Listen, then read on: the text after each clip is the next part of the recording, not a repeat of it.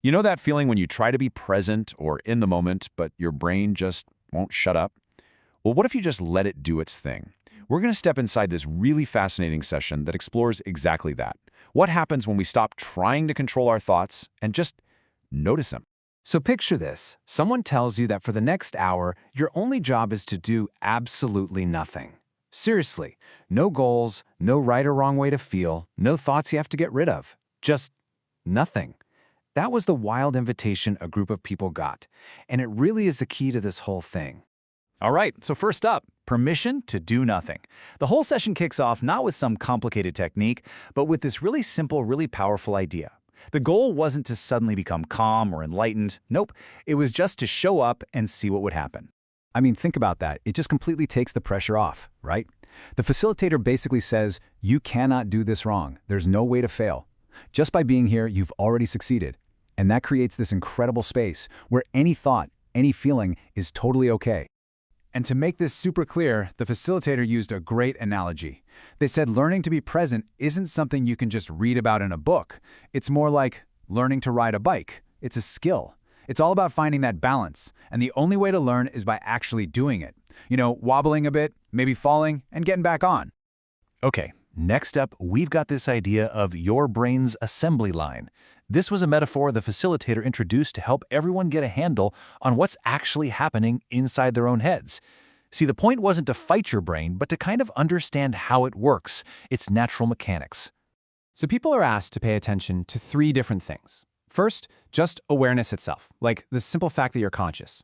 Second was sensation. This is the raw data coming in, the feeling of your chair, a random sound, that kind of thing. And then finally, thought. That never-ending river of labels, stories, questions, and images that our brains are always turning out. And here's where that assembly line idea comes in.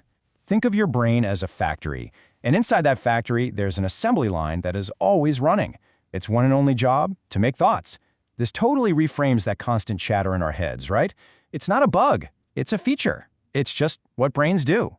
So, if your brain is the assembly line, where do you fit in? Well, in this metaphor, your awareness, that's the CEO. The CEO doesn't run down to the factory floor and start screaming at the machines to stop. No way. The CEO just sits back and observes what's being made, seeing it all, clearly. And that is the big shift. You go from being a worker getting tangled up in the machinery to being the one who's just overseeing the whole operation. And this really shows you what a huge difference that makes in practice. On one side, you have being moved by a thought. That's when you get totally carried away by story or worry. You're basically caught on the assembly line. But on the other side, you have seeing a thought. That's the CEO's view. You notice the thought pop up from a little distance. You see it for what it is, just another thing the factory made, and you don't get swept away. All right, now this is where it gets really, really interesting. With this whole framework in place, what did people actually experience? I mean, what happened when they just sat there and did nothing? Well, the answer was completely different for everyone. I mean, just look at this incredible range of experiences. You had participant A, who had a pretty calming time, felt some buzzing. But then participant B, it was a really tough session, super sensitive to sound, lots of tension, even nausea. Then there was participant C, who just felt impatient and like nothing profound was happening. And then you get to participants D and E, who had these wild, vivid, almost cinematic visions, purple colors, oceans, even explosions seen from above, and a journey to a purple sun. The spectrum here is just, wow, it's astounding. And this is the absolute key insight. The facilitator didn't say, oh, the calm and visionary experiences were good and the difficult ones were bad. Not at all. In fact, they flipped it. They said those difficult sessions, the ones with the busy brain and the impatience, were actually the most valuable training. And why is that? Because trying to stay present when you feel restless, that's the real workout. That's exactly where you build that CEO muscle. Okay, so that brings us to the view from a distance. What can we possibly learn from all these wildly different experiences?